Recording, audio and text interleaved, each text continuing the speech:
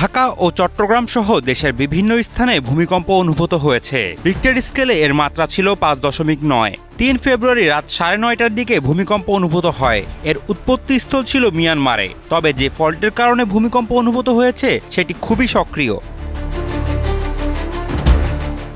American ভূতাত্ত্বিক অধিদপ্তর USGS এর তথ্য মতে ভূমিকম্পটি ভূপৃষ্ঠ থেকে প্রায় 63 কিলোমিটার গভীরে সংঘটিত হয়েছে।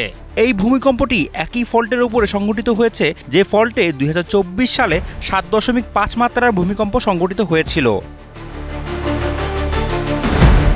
পরপর 2 ভূমিকম্পের ফলে আফটারশক ভূমিকম্পের আশঙ্কা রয়েছে।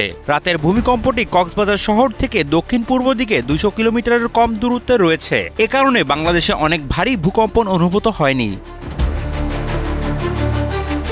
5.9 মাত্রার এই ভূমিকম্পের 20 মিনিটের ব্যবধানে মিয়ানমারে আবার 5.3 মাত্রার ভূমিকম্প আঘাত হানে। মেডিটেরেনিয়ান সিসমোলজিস্ট সেন্টার জানিয়েছে, মঙ্গলবার বাংলাদেশ সময় রাত 9:51 দ্বিতীয় ভূমিকম্প আঘাত হানে।